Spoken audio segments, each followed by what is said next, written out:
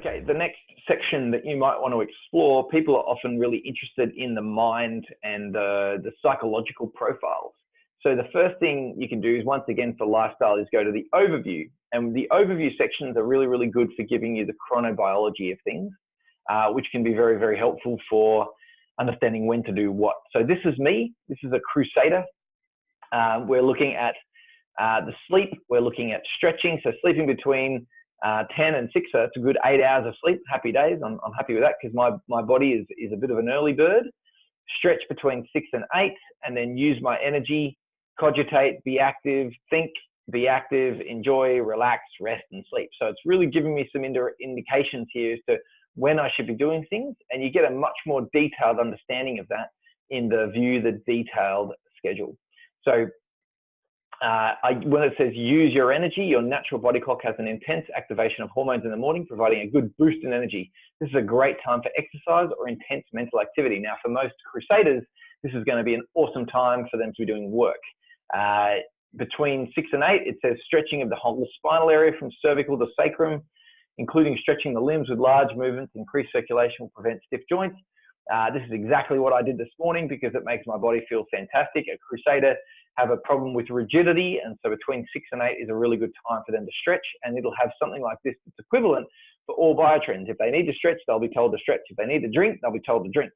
If they're told to eat food, they'll be told to eat food, particularly when you have a look at the food sections and things like that. So once again, this gives you a bit of an understanding of how to use this part. And what's fascinating is this got overlap with the Genius section as well, which also has the same type of wheel. And these are just other avenues that you can use to really support your client.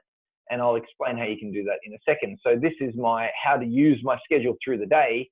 And what's really fascinating, I've done exactly what it said today on my profile.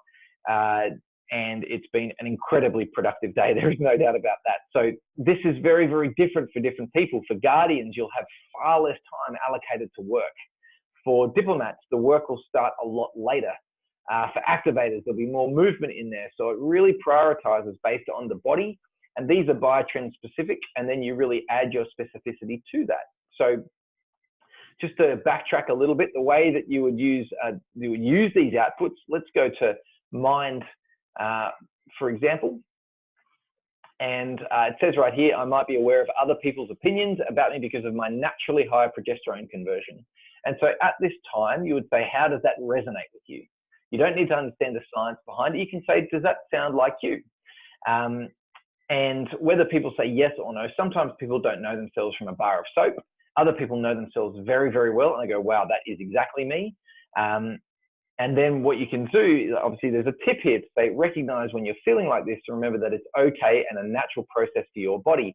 The whole idea about understanding your mind, understanding your social life, and understanding the things that are going on is that it gives you insight into what causes stress. The mind, your social life, your physical environment, how you work, if you do it that's out of sync with your body, it causes stress. And just like stress for the wrong type of food, this is also stressful on your body because it's doing things at a time that it doesn't want to do. So when you start to understand your mind and you know that you're just really conscious of other people's opinions, this is a really good skill because now you're more aware, you're more in tune with what they're doing, and you can use it for either your strength or you can use it to crush yourself in insecurity. The way you can use this talent is to understand people better, to increase your empathy. So if you can pick up on what they're thinking, and you can say, geez, I wonder why they're thinking that, but not take it personally and be thinking about their experience and why they might be critical or why they might be happy. If you can understand what's driving them and what's motivating them, you become empathetic. That empathy then allows you to not stress, because empathy is actually a state of no stress. Whereas on the negative side, you can constantly ruminate about what people are thinking and drive yourself mental. So this, what it does is it tells you this is your natural state. This is okay for you. And if people understand that, then it's, oh, okay, well, I understand that about my body. It's a natural function. Happy days. I can deal with that. And so now when they think about themselves and they're worried, oh, geez, I wish I didn't care so much about people's opinions, they're going to say, oh, wait, It's just my natural mind to think that way. And so that's okay. I wonder why they're thinking that, or I wonder what they're really thinking, and I wonder how that could help me as well. So this, you can see, it's a very powerful tool for them getting insights into their brain. So we can see here that I made read a speaker's intentions and emotions through non-verbal signals and the expression of their tone. Now, you don't need to know the science, but we explain this a lot more in the coaching course. Effectively, a crusader has a very dominant right temporal lobe, which means that they pick up the emotional intonation of wording as opposed to the wording itself. So they're more inclined to hear the intent rather than the words, and they're good at picking up lies for that reason. So next time, the little tip for me is next time you perceive more than the speaker said verbally, share your insights with someone who attended the talk with you. So if you're at a talk and you heard someone say a certain thing in a certain way, or you're in a conversation with somebody, with someone you trust, and then a new person, and that new person says something in a weird way, you can share that with a friend and say, geez, I really noticed that they said this. Did you pick up on that? And what this does is it brings strength and awareness to this thing that you're already good at. It makes you even more perceptive, because the more you focus on your strengths, the stronger they become. Just like if you focus on your biceps, they will get bigger if you're doing the right exercises, obviously. But this is exactly the same. What it does, it helps you evoke strength in your strengths. And so this is a very, very good tool for helping people understand how can you use your brain better, and therefore decrease their stress. And this may seem like a really simple thing, but you can spend a whole coaching session just on their mind section and really helping them navigate, and then come up with strategies to make sure that they're doing it. An absolutely adequate goal from a mind section could be to do a checklist of every time that you're picking up something different to what someone's saying, and write down what you thought they said. And then when it's an appropriate thing, you can actually ask them, did you mean this when you said that? To see if you can hone that skill a little bit more and become even more sensitive, again, by getting a bit of feedback on what you heard. So that then allows you to navigate the world around you a little bit more accurately, which is a really important part of stress for a crusader. Because if they're constantly worried about people's opinions, or if they're not taking advantage of their skills, then they can't progress the way they want to. And because talent is very important for a crusader, that'll make them very frustrated. So this little tool, it mirrors that for a social as well, in that it gives some really great insights into the social side of things. We'll just wait for it to load. And you can see here, once again, this can be a whole coaching session. Now, I wouldn't spend a whole coaching session on social, because for crusaders, it's their last priority, and it's the thing that they are going to want the least amount of work on, because their social life is what it is. It's really their work and their mind and their exercise that's going to be a higher priority. So this is a nice little statement for me. Whether or not I realize it, problems in my relationship with my partner can greatly affect my stress levels. Even not having a partner at all can cause me great stress. So I've got some really interesting body composition data. Actually, this would be a good opportunity to talk about how you can look at the body composition data. So keeping that one in mind, knowing that poor relationships or stress in relationships can affect my health, we can go to the measurements right here, and I'll show you my body composition data from when I went through a significant amount of relationship stress. And I don't mind this going public, because it's okay for everyone. So what we have here is the tracking over time. Obviously, I've got a lot of data in here because I've been doing it for a fairly long time now. We'll just pull up lean body weight, and we'll pull up waist circumference. So you can see here the major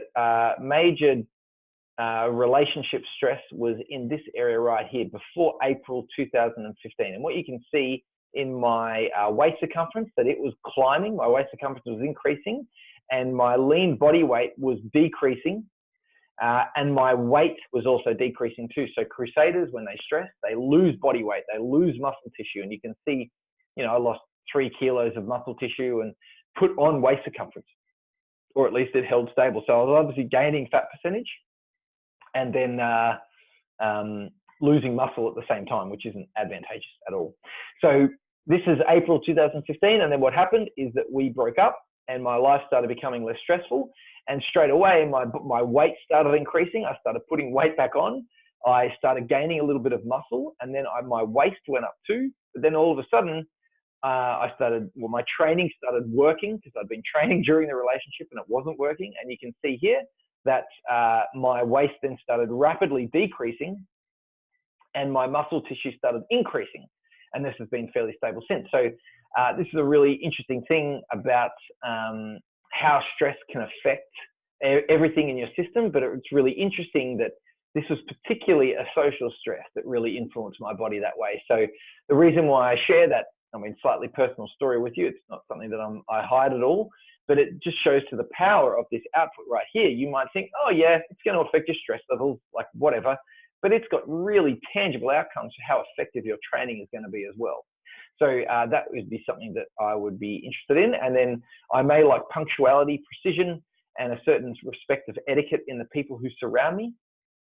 So punctuality and precision, I've found myself getting very, very agitated at certain times when people aren't on time, and I get stressed by that. And so firstly, I try to let others know that I am impatient when it comes to people being on time.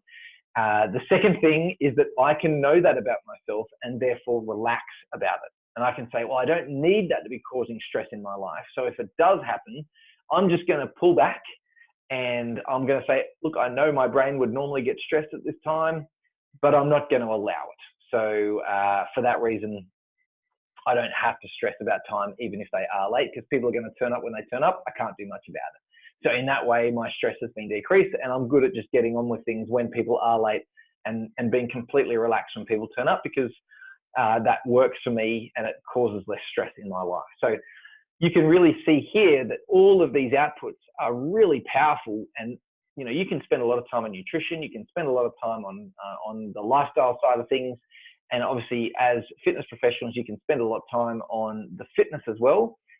This is the only area of the platform that could do with a little bit of improvement. However, you can see that there is an incredible amount of coaching to be had within these two sections right here. And what we do in the coaching course is we actually flesh out the real specific details of how each biotrend needs to be exercising so that they're getting the most out of this program too. But generally, look, any exercise is good exercise for people. The timing of exercise is actually in the chronobiology. So I'd really take notice of that. But outside that, exercise, as long as it's safe at this point in time before the coaching course, that's appropriate for you to continue that way.